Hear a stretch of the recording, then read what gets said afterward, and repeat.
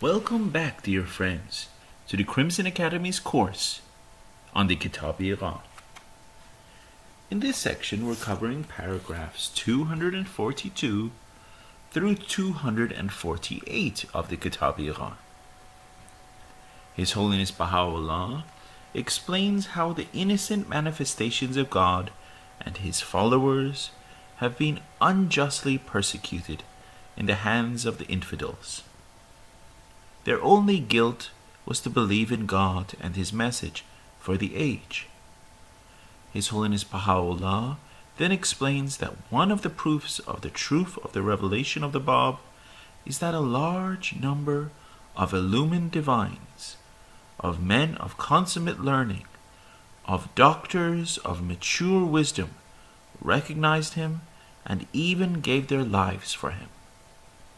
This was in contrast to previous revelations, whose early believers were bereft of any earthly wealth, power, or learning. Dear friends, we share with you 3 key points from these paragraphs. The first key point is His Holiness Baha'u'llah draws a parallel between the infidels at the time of Muhammad and those who protested against the Bab and rejected his claim. The second key point is one of the proofs of the truth of the revelation of the Bab is that a large number of illumined divines, of men of consummate learning, of doctors of mature wisdom, recognized him and even gave their lives for him.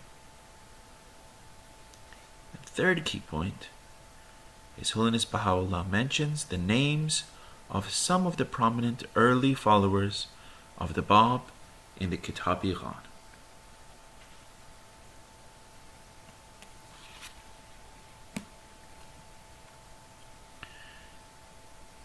His Holiness Baha'u'llah opens paragraph 242 by quoting the following verse from the Quran. Say, O people of the book, do ye not disavow us only because we believe in God, and in what He have sent down to us, and in what He have sent down aforetime, and because most of you are doers of ill? And we find this, friends, in the Quran, chapter 5, verse 62. This verse was revealed when the followers of Muhammad were intensely persecuted by the infidels. They were instructed by Muhammad to respond that their only guilt was to recognize and accept what was revealed by the new revelation and the prophets of the past. Baha'u'llah draws a parallel between the infidels at the time of Muhammad and those who protested against the Bab and rejected his claim. He states that to renounce the verses revealed by the new manifestation of God is unjustified. In his other writings, His Holiness Baha'u'llah questions what has been his guilt and the guilt of his followers to deserve such afflictions in the hands of their enemies. Baha'u'llah declares, "But if my offense is caused by the exaltation of the word of God and the manifestation of His command, verily shall I be willing to be the first of culprits. I would never consent to exchange such guilt even for the possession of the kingdoms of heaven and earth."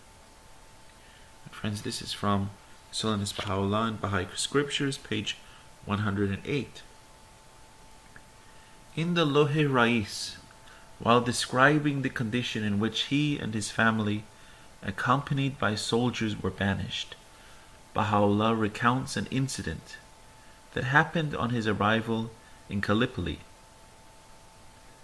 A major by the name of Umar came into our presence. God is well aware of what he said. After some exchanges in which his own innocence and thy guilt were mentioned, we declared, From the outset, a gathering should have been convened at which the learned men of this age could have met with this youth in order to determine what offense these servants have committed. And friends, this is from the Summons of the Lord of Hosts, page 171. In the defense of the two of the believers who suffered martyrdom at the hands of their enemies, Abdul-Baha writes, "They were innocent of any crime and sought no refuge except the threshold of the ever-living, self-subsisting Lord. They had committed no error save that of having shaken off their slumber, and had incurred no guilt but that of becoming captive to his musk-laden tresses. Their grave offense was to display a glimpse of the beauty of the heavenly peacock. To this they spread out the plumage of sanctity and intoned sweet melodies, even as the warbling of a nightingale. This was the only guilt they had committed. Their faithfulness was regarded as a crime, and their sincerity as deceit." We find this, friends, in the Fire and Light compilation, and this is from Abdul-Baha, page 27. In paragraph 243, His Holiness Baha'u'llah questions how people can pretend to uphold the true belief while rejecting the verses revealed by the Bab. This particularly applies to the Muslim clergy, who claim to have the truth and yet denounce the Bab and Baha'u'llah and their revelations. In many of their writings, the Bab and Baha'u'llah state that they have established the truth through their revelations, and the learned who dispute the truth are of the fallen. In the tablet to Napoleon III, Baha'u'llah states, "The stars of the heaven of knowledge have fallen. They who seek to establish the truth of my cause through the things they possess, and who make mention of God in my name. And yet when I came unto them in my glory, they turned aside. They indeed are of the fallen." We find this in the Proclamation of Baha'u'llah, page 19. In fact, what is revealed by a manifestation of God is the sword of his revelation between heaven and earth, and through which truth is separated from error, even from now until the day when mankind shall stand before the Lord of the worlds. And friends, this was a reference from Baha'u'llah, Tablets of Baha'u'llah, page 185. Hence the Bab and Baha'u'llah have set the truth for this age, and anyone accepting their verses is the true believer, while he who denies them is counted as an infidel. The Bab and Baha'u'llah assure the believers, or people of the right, of the reward assigned to them, and the infidels, or people of the left, of the retribution awaiting them. For example, the Bab states, "By my glory, I will make the infidels to taste with the hands of my power retributions unknown of anyone except me, and will waft over the faithful those musk-scented breaths which I have nursed in the midmost heart of my throne. And verily, the knowledge of God embraceth all things." This is from selections from the writings of the Bab, page 57. According to Baha'u'llah, the people of the left hand sigh and bemoan. The people of the right abide in noble habitations. They quaff the wine that is life indeed from the hands of the All-Merciful, and are verily the blissful. And we find this, friends, from Baha'u'llah, Gleanings from the Writings of Baha'u'llah, page 40. In this paragraph, His Holiness Baha'u'llah explains that the truth is established by the Bab, who accordingly rewards those who accept that truth. Baha'u'llah further stresses this point with the emphatic statement, "Far be it from him that he should turn away from the gates of his mercy them that have turned unto and embraced the truth of the divine verses, or that he should threaten those that have clung to his sure testimony. In paragraph 246 of the Kitab-i-Iqan, His Holiness Baha'u'llah explains that one of the proofs of the truth of the revelation of the Bab is that a large number of illumined divines, of men of consummate learning, of doctors of mature wisdom, recognized him, and even gave their lives for him. This was in contrast to previous revelations, where the early believers were bereft of any earthly wealth, power, or learning. For example, the enemies at the time of Muhammad used to scorn him and say, "We see in thee but a man like ourselves, and we see not any who have followed thee, except our meanest ones of hasty judgment, nor we see any excellence in you above ourselves. Nay, we deem you liars." And we find that, friends, in the Quran, chapter 11, verse 27. As evidence, His Holiness Baha'u'llah mentions the names of some of the prominent early believers of the Bab. He states that the total number of such believers was over 400.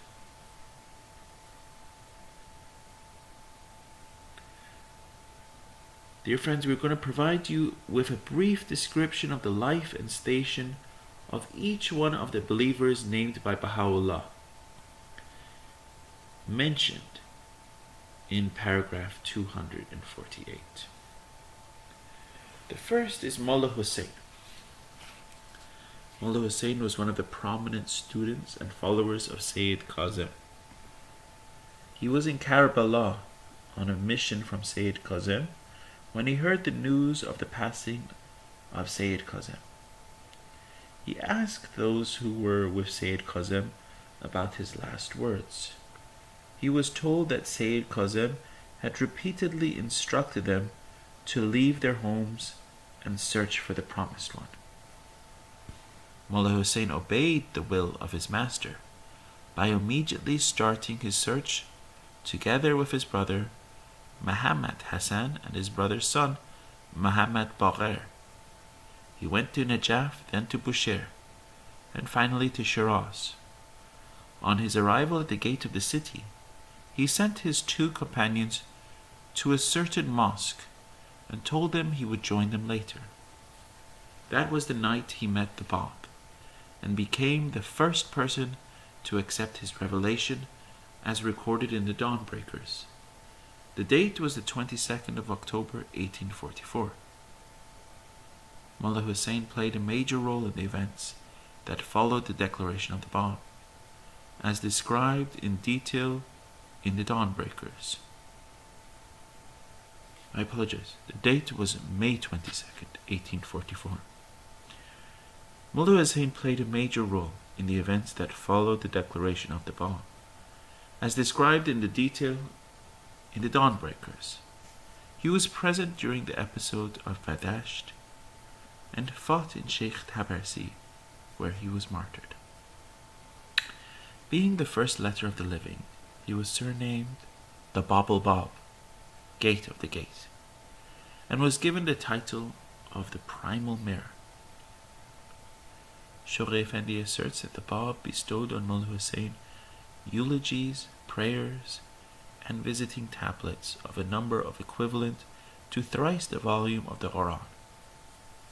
In these eulogies he was referred to as beloved of my heart, the dust of whose grave that same pen had declared was so potent as to cheer the sorrowful and heal the sick, whom the creatures raised in the beginning and in the end of the Babi dispensation envy and will continue to envy till the day of judgment. And we find this, friends, in the God Passes By, page 50. The second individual we're going to talk about is Sayyid Yahya, entitled, surnamed Wahid. As the message of the Bab spread to every part of the country, the disturbances reached such an extent that the Shah of Iran decided to send a representative to the Bab to disprove his claim. This delegate was Sayyid Yahya. The beloved guardian Shoghi Effendi in God Passes By briefly describes this episode of the history of the Babi dispensation. The commotion had assumed such proportions that the Shah, unable any longer to ignore the situation, delegated the trusted Sayyid Yahya Darabi, surnamed Vahid, one of the most erudite, eloquent, and influential of his subjects, a man who had committed to memory no less than 30,000 traditions, to investigate and report to him the true situation. Broad-minded, highly imaginative, zealous by nature, intimately associated with the court, he, in the course of 3 interviews, was completely won over by the arguments and personality of the Bab. Their first interview centered around the metaphysical teachings of Islam, the most obscure passages of the Quran, and the traditions and prophecies of the Imams. In the course of the second interview, Vahid was astounded to find that the questions which he had intended to submit for elucidation had been effaced from his retentive memory, and yet, to his utter amazement, he discovered that the Bab was answering the very questions he had forgotten. During the third interview, the circumstances attending the revelation of the Bab's commentary on the Surah of Kawthar, comprising no less than 2,000 verses, so overpowered the delegate of the Shah that he, contenting himself with a mere written report to the court chamberlain, arose forthwith to dedicate his entire life and resources to the service of a faith that was to requite him with the crown of martyrdom during the Nehri's upheaval. He who had firmly resolved to confute the arguments of an obscure Sayyid of Shiraz, to induce him to abandon his ideas, and to conduct him to Tehran as an evidence of the ascendancy he had achieved over him, was made to feel, as he himself later acknowledged, as lowly as the dust beneath his feet. Even Hossein Khan, who had been Vahid's host during his stay in Shiraz, was compelled to write to the Shah and express the conviction that His Majesty's illustrious delegate had become a Babi. And friends, we find this in God Passes By, pages 11 through 12. The next individual that we're covering is Mullah Muhammad. Mullah Muhammad Ali Zanjani. Mullah Muhammad was a native of Zanjan, a city on the west of Tehran. He was a Hujjatul Islam, which is a high station in the Shia clergy hierarchy. The Bab gave him the surname Hujjat-e-Zanjani. Hujjat learned about the Bab through a messenger he sent to Shiraz to explore the claim of the Bab. The messenger met the Bab and spent 40 days with him. On his return, he submitted a copy of the Qayyum al-Asma to Hujjat. After reading the first page, Hujjat prostrated on the ground and expressed his belief in the author of those verses. The beloved guardian, Shoghi Effendi, refers to Hujjat as another famous advocate of the cause of the Bab, even fiercer in zeal than Vahid, and almost as eminent in rank. And we find this in God Passes By, page 21. Hujjat was martyred in the Zanjan conflagration, one of the most devastating episodes in the history of the Bab, with another 1,800 of his disciples. We find this in God Passes By, page 43 through 44. The next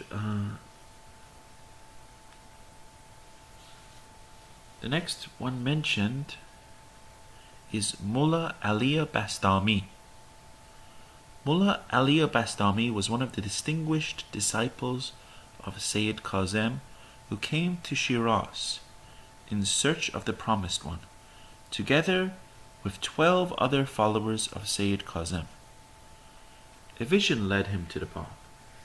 Mullah Ali Bastami became one of the letters of the living, a month after Mullah Hussein. Being the second person to recognize the Bab, he was given the title Thanai Man Amana, the second who believed. Before his pilgrimage to Mecca and Medina, the Bab called Mullah Ali to his presence and asked him to proceed to Najaf and Karbala. He also made reference to the severe tests and difficulties that he would encounter. Mullah Ali initially went to Najaf, a holy city in Iraq, that is the site of the shrine of the Imam Ali, and the center of Shia Muslim scholarship. The opposition forced Mullah Ali to leave Najaf and go to Karbala. He attracted many sheikhs to the cause of the Bab, to the extent that the Shia and Sunni clergy joined forces, arrested him, and transferred him to Baghdad. He underwent a trial in Baghdad and was pronounced a heretic and sentenced to death.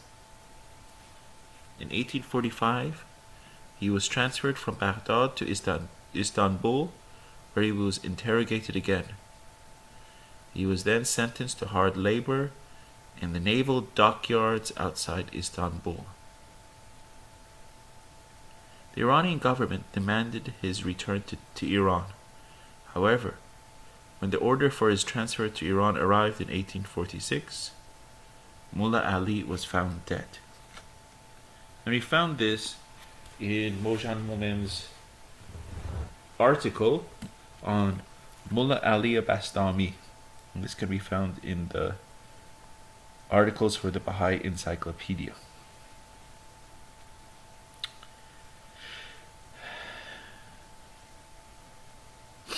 The beloved guardian states that Mullah Ali Bastami was the first to leave the house of God, meaning Shiraz, and the first to suffer for his sake.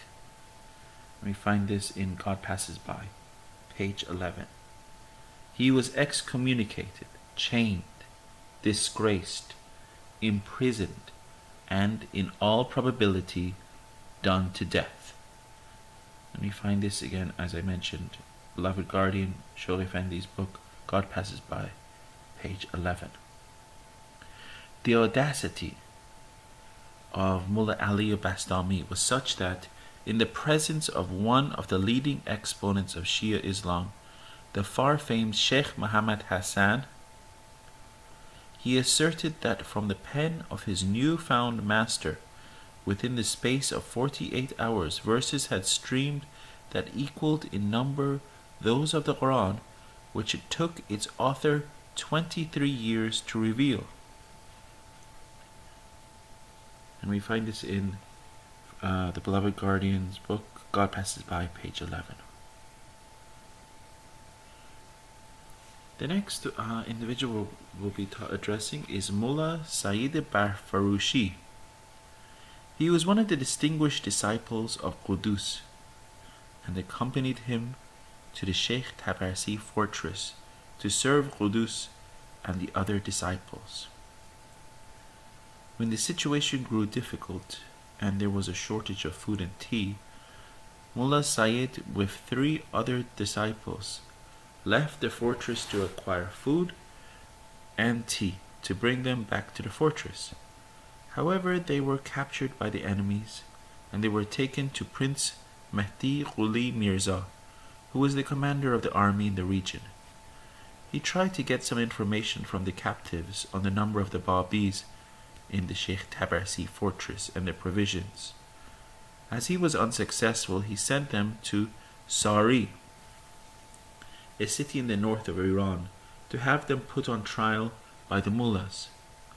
They were sentenced to death by the clergy in Sari and were consequently martyred by the mobs in the city square. We find this, friends, in Ishraq Qabari's book, Kitáb-i-Iqán, in Farsi, volume 2, pages 871 through 872. The next individual mentioned in the Kitab-i-Iqán is Mullah Ni'matullah Mazandarani, and he was one of the open-minded clergy in Mazandaran, a northern province of Iran. After he recognized the Bab, he rose to serve the cause and followed Qudus to the Sheikh Tabarsi fortress. He was one of the disciples who survived the conflict, but was arrested, taken to Amul, and martyred in that city. We find this in Ishraq Qabari's book, Kitáb-i-Iqán in Farsi, volume 4, page 1594. Another one of these scholars mentioned by Baha'u'llah is Mullah Yusefi Ardebili. He was one of the well-known scholars in Ardabil, one of the cities of Azerbaijan in the northwest of Iran, and a disciple of Sheikh Ahmad Asayi and Sayyid Kazim Rashdi. He used to say that the promised ayam would appear after the ascension of Sayyid Kazim.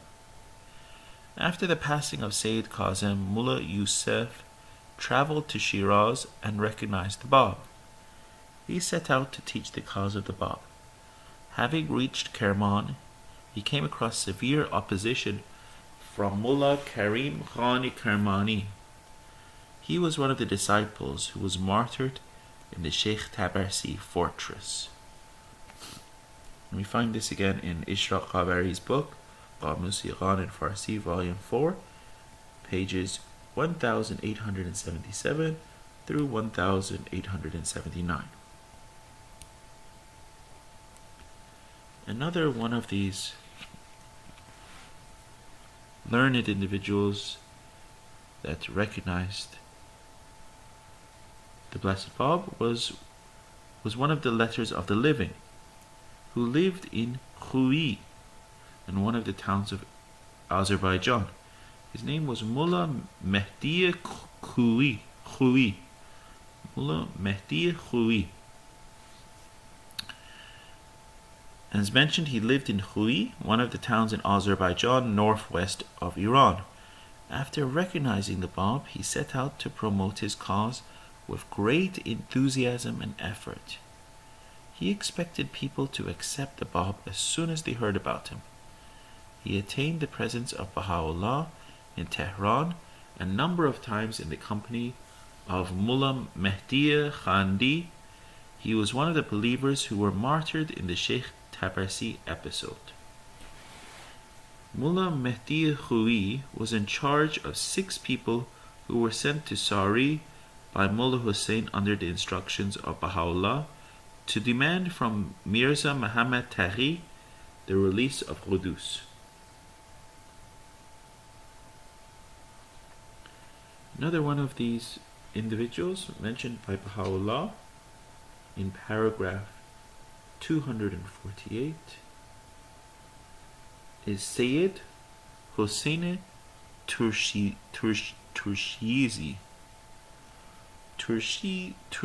I'm sorry, friends. Turshiz is one of the villages in Khorasan, on the east of Iran. Sayyid Hussein went to Najaf in Iraq for religious studies and graduated as a mujtahid in AH 1265. On his way back to Iran, he met Haji Muhammad Taghi Kermani, who gave him the glad tidings of the coming of the Bab. He recognized the Bab and on reaching Tehran met with the Bab's maternal uncle, Haji Mirza Sayyid Ali. Sayyid Hussein was martyred in AH 1266 in the episode of the 7 martyrs of Tehran.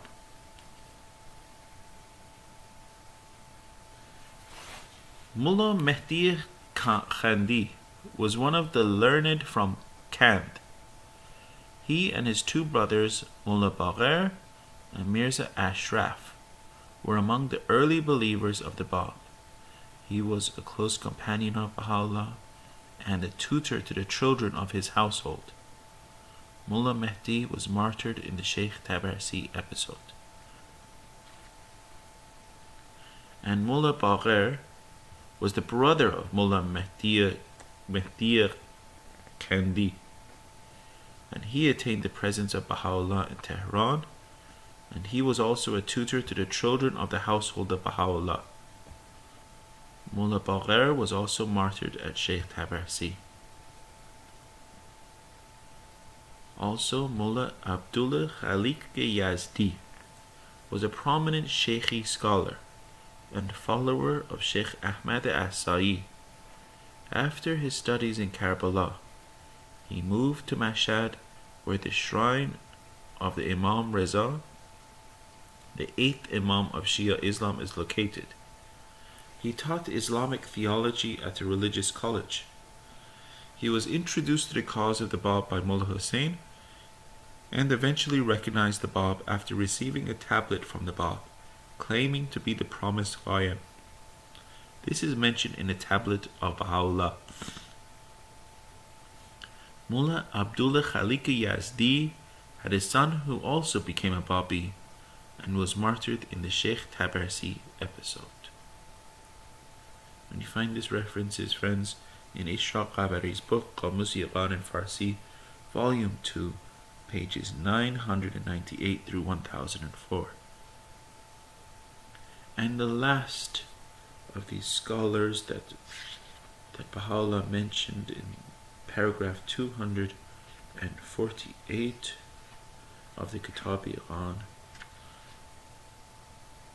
is Mullah Aliya Barqani, and he was one of the students of Sheikh Ahmad Asai and was a famous scholar.